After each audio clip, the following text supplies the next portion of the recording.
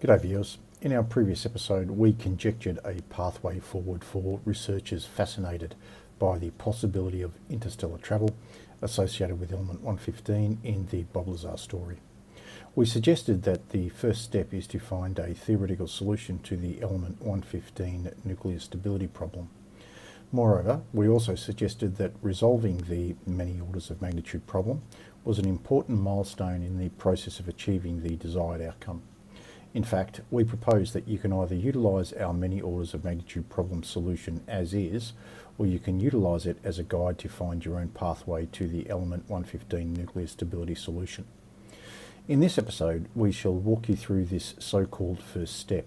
We show you the manner in which we can resolve the element 115 nuclear stability problem by utilising our solution for the many orders of magnitude problem. We hypothesize that all super heavy elements will possess at least one isotope based upon the ratio of neutrons to protons approximating pi/2, that is, the phase difference between the electrostatic and gravitational quantum vacuum spectra derived in episode 34. To cut a long story short, we propose that a stable element 115 isotope exists between the atomic weight limits of 296 and 301, all inclusive. In other words, these limits are on the beach of the island of stability.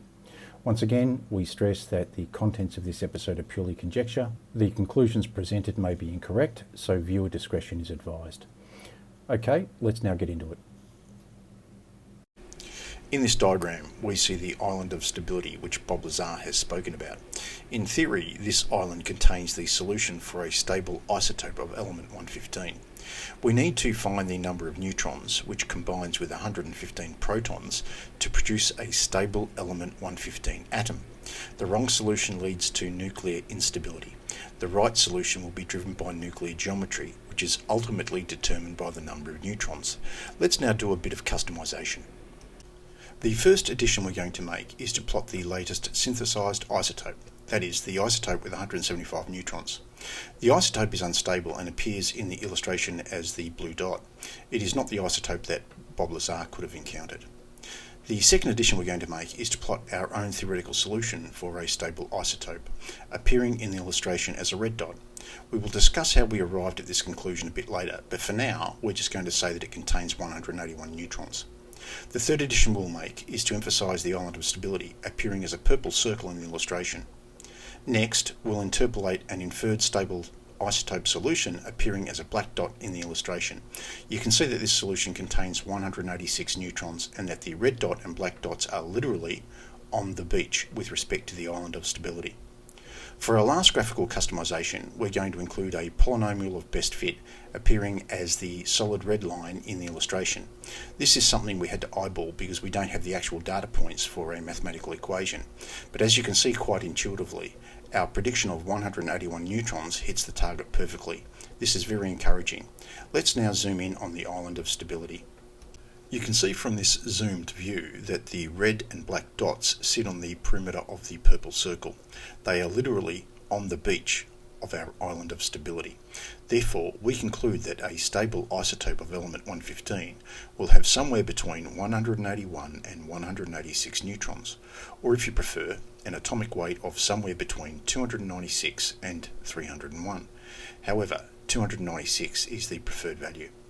Let's now have a look at nuclear configurations. Pulling together what we've covered so far, we see an experimentally synthesized unstable isotope of element 115 appearing in the blue box. On the right hand side, we see the boundaries of our predicted solution. In the bottom left hand corner, we see an allegedly stable solution based upon information provided by Bob Lazar. For all solutions shown, we have assumed an identical theoretical electron configuration, which has been compiled by others. We make no claims nor take any responsibility for the electron configuration, so viewer discretion is advised. An important feature on the illustration is mass density, which is actually theoretical in all cases, including the experimentally synthesized isotope. In the Lazar solution, you can see a value of 12.63 grams per centimetre cubed. This was calculated from information stated by Lazar regarding the mass of the element 115 fuel wedge he allegedly used. When we relate this value of mass density to atomic weight, we yield a result of 272. Let's now have a look to see where it sits in relation to the island of stability. An element 115 atomic weight of 272 relates to a neutron count of 157. As you can see from this illustration, it places the inferred Lazar solution well outside the island of stability. To be closer to the island of stability, a greater mass density is required. This means that the mass of the element 115 fuel wedge utilised by Bob Lazar must have been approximately 244 grams, not the 223 grams that Lazar recalls. This is not a big difference, but it's enough of a difference to place the solution on the beach of the island of stability. Having said all this, it is also possible that nuclear stability really does occur at the 272nd isotope. Nothing can be ruled out unless it has been ruled out experimentally. However, the table on the right-hand side seems to imply that higher isotopes are more stable, not lower isotopes. Okay, let's now take a look at how our predictive solution works. Let's cast our minds back to episode 34. We showed that the origin of the many orders of magnitude problem is rooted in the quantum vacuum, as shown via the spectral ratio equation, not in the classical physics concept of forces. The force ratio equation tells us that the electrostatic quantum vacuum frequency spectrum is 90 degrees out of phase with the gravitational quantum vacuum frequency spectrum. The solution appearing on screen applies to the electron, but the derivation method also applies to the proton due to the equality of charge. But what about collections of protons, the kind we find in the nucleus of atoms? What happens then?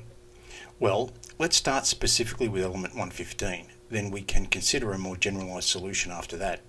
The important fact appearing on screen, which we will carry forward, is the 90 degree phase shift indicated, or in other words, pi on 2. Please keep this ratio in the front of your mind. This is the ratio which maps the solution pathway for us.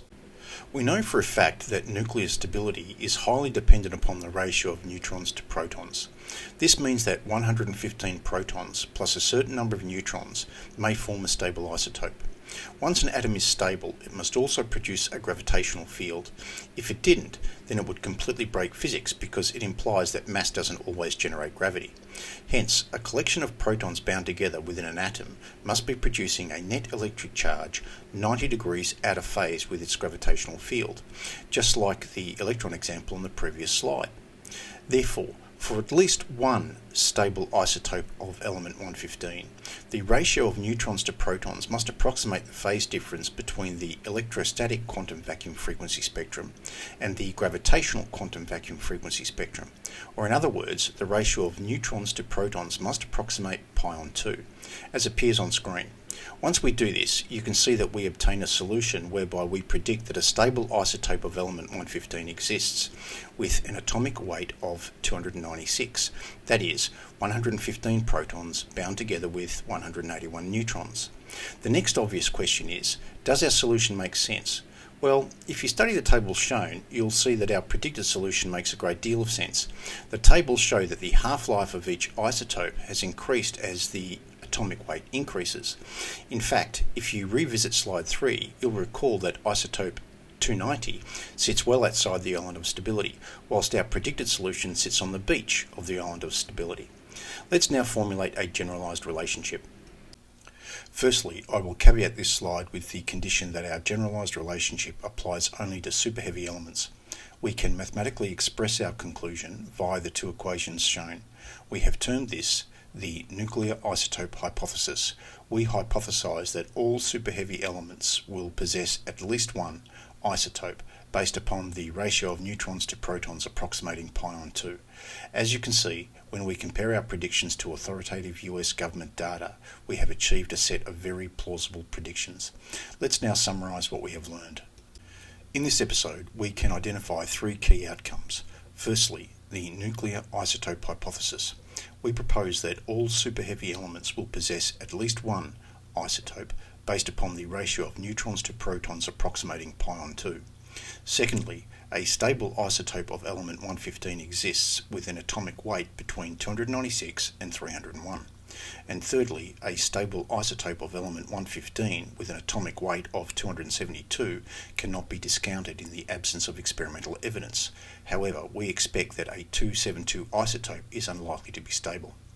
In closing, once again we stress that the contents of this episode are purely conjecture.